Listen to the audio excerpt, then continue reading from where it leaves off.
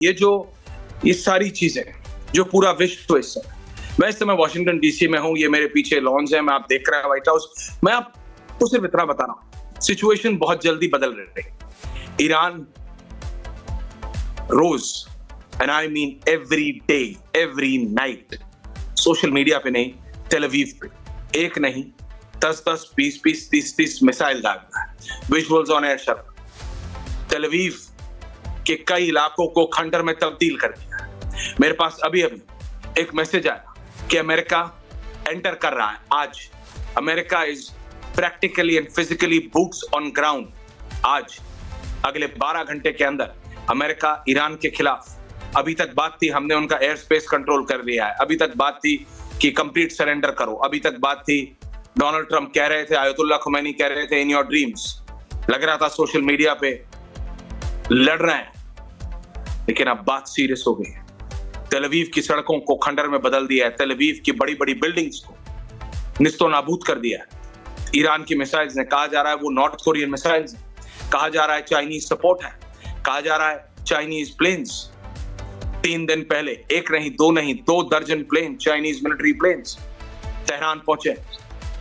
तो अब अमेरिका क्या खुल के इजराइल के समर्थन में अभी तक वर्बली थे, अब क्या बूट्स ऑन ग्राउंड होगा? हमें पता है, हम आपको बता चुके हैं कि अमेरिका का सबसे बड़ा और सबसे काबिल न्यूक्लियर केपेबल युद्धपोत एयरक्राफ्ट कैरियर मिडिल ईस्ट, अरब की खाड़ी में पहुंच चुका है, और ये ईरान इराक 90 के दशक के बाद पहली बार हो रहा है। 35 से 40 एयरफ्यूलर। America is ready to act and react at any moment. वो किसी भी क्षण इस जंग में कूदने के लिए अब तैयार है। डोनाल्ड ट्रंप ऐसे ही G7 की बैठक छोड़ के नहीं आए थे। लोगों ने कहा छोड़ के क्यों आए? कुछ किया नहीं, प्लानिंग होती है। मेरे साथ मेरे मिलिट्री एक्सपर्ट्स हैं, मैं चाहता हूं शर्मा आप उन्हें ऑनर ले आए। मेरे साथ जनरल जीरी बख्शी है सर, मेरे साथ मेजर समरपाल तूर हैं, thank you for joining in. General Bakshi, Iran Israel का इतना नुकसान कर पाएगा, इतना नुकसान? हम अभी डोमेस्टिक बात कर रहे थे सर कि कैसे हमारे राजनेता डिवाइड हो जाते हैं, लेकिन यहां किस दुनिया में किसी ने भी ये नहीं एनालाइज कर पाए थे कि ईरान इजराइल का इतना नुकसान कर पाएगा। और मुझे नहीं लगता शायद इजराइल के नेता यानी बेंयामिन नेतन्याहू को भी इतनी उम्मीद थी कि इतना नुकसान हो जाएगा, नहीं तो कह के मारा है जनरल। समय इजराइल का, टाइम इजराइल का, मतलब बोल के मारा है जनरल साहब। उसके बाद इतना नुकसान झेलना पड़ रहा है इजराइल नहीं, बेशक देखिए, इजराइल के जर्नल्स भी कह रहे थे कि हम जानते थे कि हमको ये इतना जोखिम उठाना पड़ेगा, इतना नुकसान उठाना पड़ेगा, क्योंकि जो इजराइल है उसको अच्छी तरह से पता है कि ईरान के पास बहुत बड़ा बैलिस्टिक मिसाइल्स का जखीरा है। बात यह है कि इसमें से ज्यादातर लिक्विड फ्यूल मिसाइल्स थे, जिनको प्रिपेयर और फाइल करने में काफी समय लगता है, घंटे लग जाते हैं।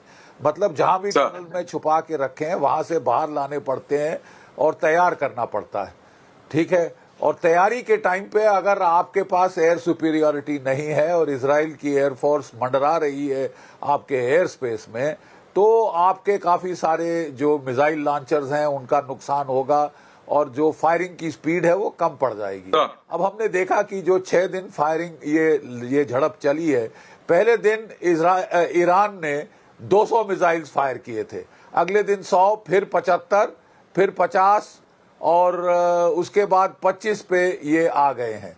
लेकिन ये वो मिसाइल्स हैं, सॉलिड फ्यूल्ड हाइपरसोनिक मिसाइल्स, जो कि इजराइल के iron dome integrated defence air defence system को भेद पा रहे हैं, सैचुरेट कर दिया और अब उसको भेद पा रहे हैं। और इतना नुकसान पहले ईरान का इजराइल का नहीं हुआ था किसी भी झड़प में। ये पहली बार है जबकि उसके ऊपर तकरीबन 450 से ज्यादा मिसाइल्स दाग दिए गए हैं। अब हम देख रहे हैं कि ईरान जो अपने मिसाइल्स है वो ज्यादातर सेंट्रल ईरान की तरफ शिफ्ट कर रहा है, ताकि वो इजराइल की जद के बाहर रहें। वो अपना एयर डिफेंस दोबारा खड़ा करने की कोशिश कर रहा है खबर आई है कि चीन उसकी मदद कर रहा है, काफी सारे ट्रांसपोर्ट एयरक्राफ्ट उसने वहां भेजे हैं, most probably surface to air missiles के साथ हैं। तो ये तो सबको मालूम था कि Iran is not a push over, Iran पलटवार करने की हालात में उसके पास इतना तैयारी है, इतना असला है, इतने बैलिस्टिक मिसाइल्स हैं। अब वो इंतजार कर रहा है कि क्या अमेरिका रण में कूदेगा, क्या America will it enter the conflict in a kinetic military fashion. और इसकी जरूरत है इजराइल को बहुत, क्योंकि इजराइल फोर्डो जैसी जो अंडरग्राउंड बंकर जो फैसिलिटीज हैं उनको बर्बाद करने में सक्षम नहीं है। उसके पास केवल फाइटर्स हैं, उसके पास जो बंकर बस्टिंग बॉम्ब्स हैं वो हल्के किस्म के हैं। फोर्डो के लिए आपको चाहिए जो कि 32,000 पाउंड यानी कोई 13,000 किलो के जो कि बंकर बस्टिंग बॉम्ब्स हैं, GBU-57। वो ये जो आपने बंकर बस्टिंग बॉम्ब्स की बात की है जनरल, जो कि सर आज यही जानकारी आई जनरल साहब, एब्सोल्युटली जनरल साहब। रण में कूदेगा जी, क्या कूदेगा? एंड एक बहुत बड़ा सवाल है, निशान है, अमेरिका लड़ाई में कूद पड़ेगा। सर कूदना तो चाहिए, इजराइल तो चाहता है। मेजर 2 ये कहा जा रहा है कि Trump is asking his military advisers about the effectiveness of bunker buster bombs against the Iranian facilities. ये अभी व्हाइट हाउस प्रेस कोर्स से सवाल पूछा गया था व्हाइट हाउस के अंदर, अब से कुछ क्षण पहले डोनाल्ड ट्रंप के जो उनकी स्पोक्सपर्सन है उनसे सवाल पूछा, तो उन पत्रकार ने मुझे भेजा कि अभी पूछा गया है और उन्होंने कहा यस वी आर रेडी। तो ट्रंप, ये जो अभी जनरल साहब बता रहे थे, इट्स वेरी इंपॉर्टेंट, जनरल साहब को भी ऑन रखिए मेजर, ये बंकर बस्टर बॉम्ब्स ईरान को लेके ये बहुत ज्यादा इंपॉर्टेंट अभी हुआ है। This is real time breaking. Yes major. Aishwarya, जहां तक ये युद्ध का सवाल है, इसमें कोई नतीजा तब तक नहीं निकलेगा जब तक इन्फेंट्री सोल्जर ऑन ग्राउंड ना उतरे। इसलिए आसिफ मुनीर से भी बात की गई है और प्रोबेबली पाकिस्तान इकलौता एक पूर्वी जगह है ईस्टर्न फ्रंट ऑफ ईरान जहां पे कोई अमेरिकन प्रेजेंस नहीं है। तो वहां से अगर होगा तो कुछ होगा, पर देखें खाड़ी युद्ध जब हुआ था तो कम से कम 6 महीने की तैयारी की थी। 6 महीने की तैयारी होने के बाद ट्रूप्स तैयार हुए थे लड़ाई लड़ने के लिए। और देखिए आज ऐसी लड़ाई है कि देखिए आप तहस महस कर सकते हैं, कोलैटरल डैमेज कर सकते हैं, पर आपने पूरी लीडरशिप को साफ करना है, उसके लिए आपको इन्फेंट्री सोल्जर ऑन ग्राउंड ही उतारना पड़ेगा। और वहां पे जो राइजिंग लायन है, जो असल झंडा था ईरान का, वो लहराना पड़ेगा। पर आप एक चीज समझें, 47 ईयर्स 47 साल तक खमेनी अभी राज कर रहे हैं, और जिस तरीके से रेडिकलाइजेशन फैल चुकी है ईरान में, मुझे नहीं लगता कि रातों रात यहां पे तख्ता पलट होगा।